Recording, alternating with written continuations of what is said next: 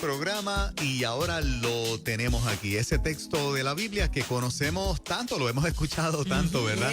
En predicaciones se usa mucho, porque no eres ni frío ni caliente, sino tibio, ¿verdad? O porque eres tibio, ni frío ni caliente.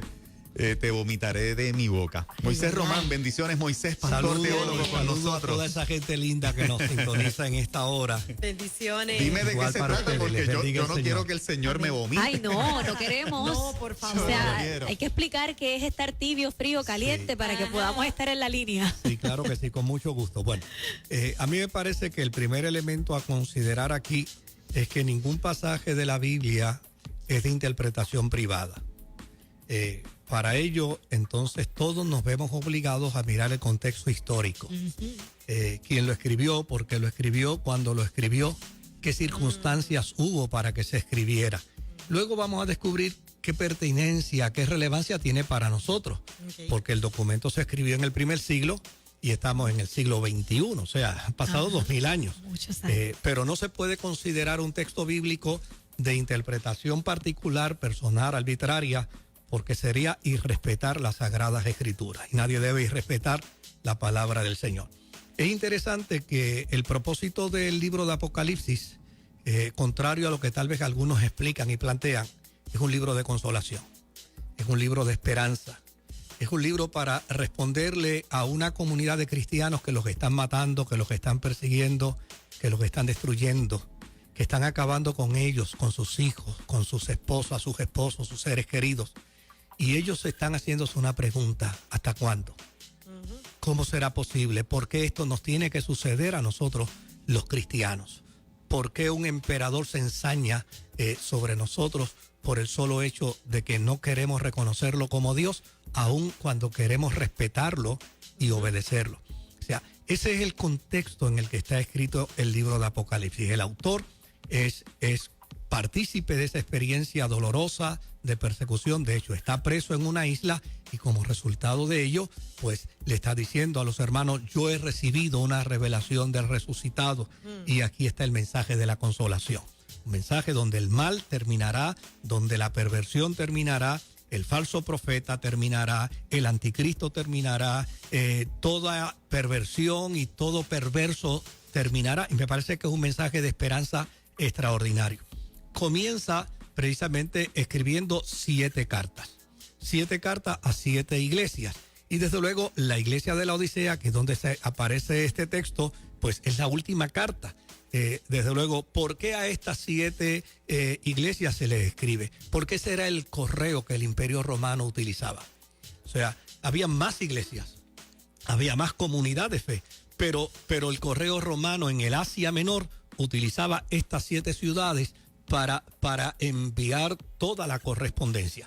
Y desde luego, pues Juan utiliza el sistema que ya está establecido. Juan no va a inventar la rueda, ya la rueda está inventada con el correo romano y utiliza las 7 iglesias para enviarla. Cuando uno mira, uno descubre un dato interesante en la introducción a estas 7 iglesias. Número 1, el Cristo resucitado las tiene en su mano.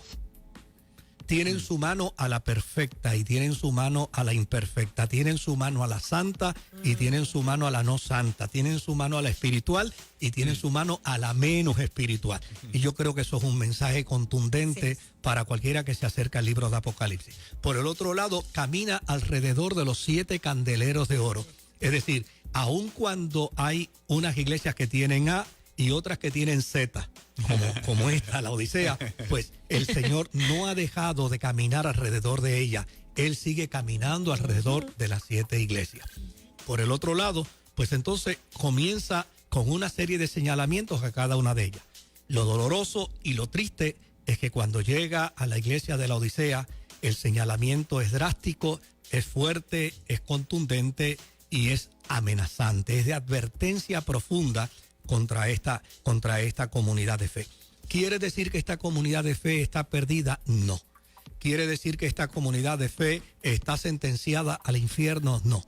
Lo que esto quiere decir es que a esta comunidad se le está advirtiendo, porque Dios es un Dios que advierte, Dios es un Dios que señala y Dios es un Dios que le hace saber a la gente lo que está correcto y lo que está incorrecto. Y a esta comunidad, obviamente, le está diciendo, ustedes padecen de un mal terrible. De hecho, la iglesia, la comunidad de la Odisea, la ciudad de la Odisea era una ciudad muy próspera, muy rica.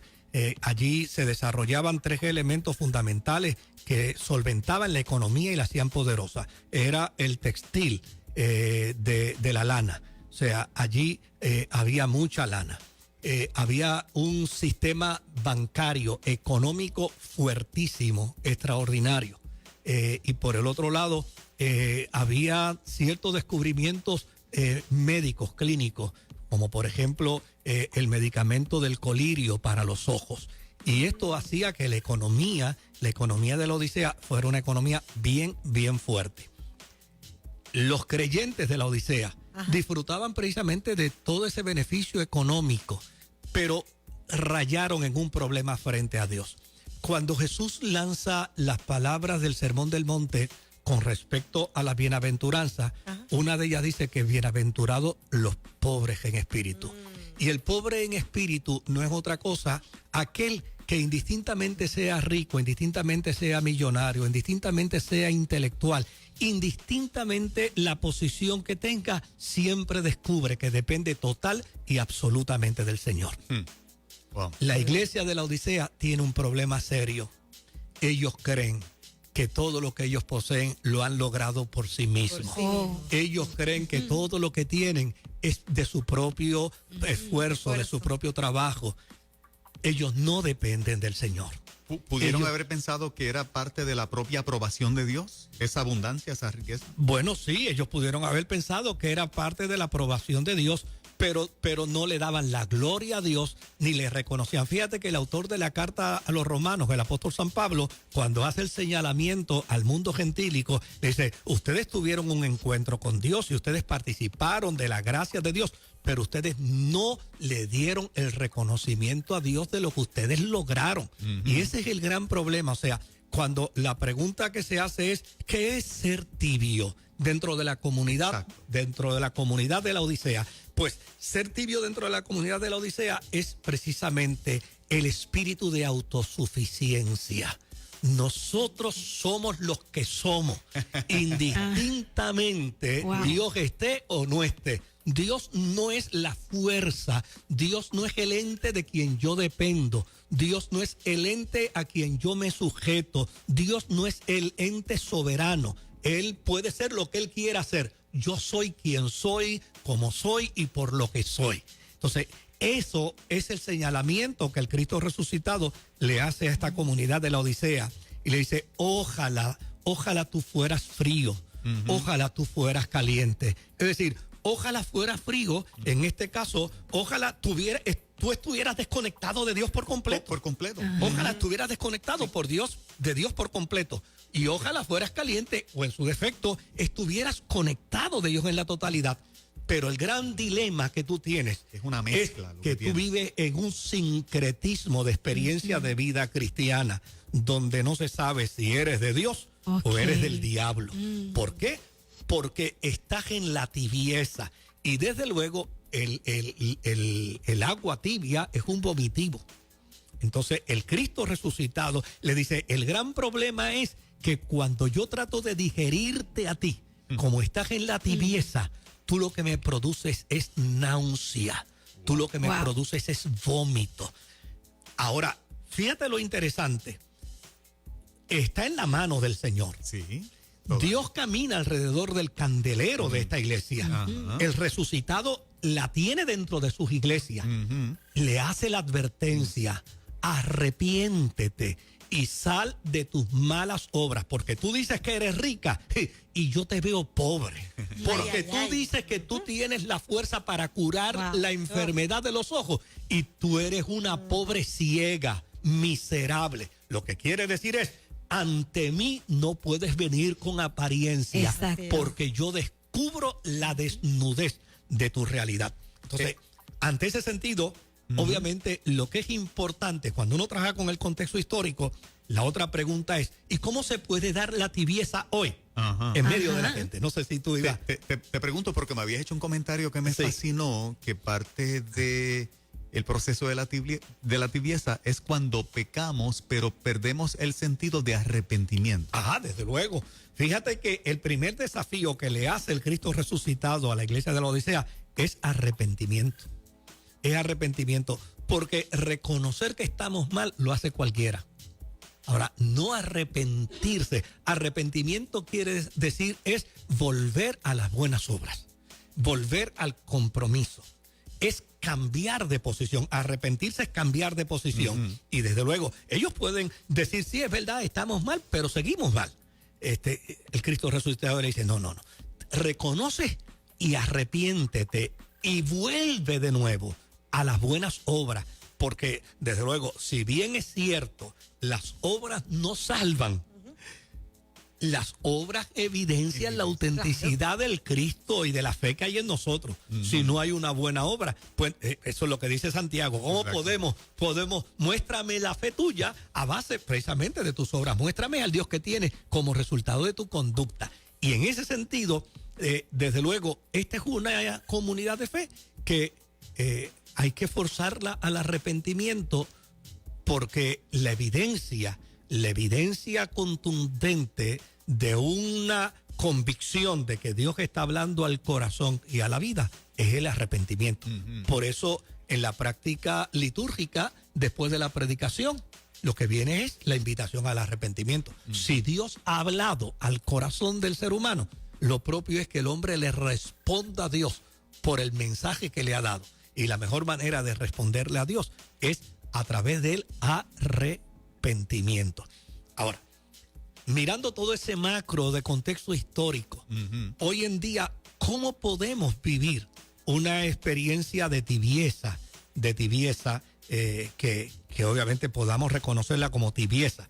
Porque a veces hay hermanos que me dicen, pastor, lloraba mucho antes y dejé de orar. O la gente me dice, yo tenía un entusiasmo antes bien fuerte y dejé de tenerlo. Y ahora me están acusando de tibio. Eso no es tibieza.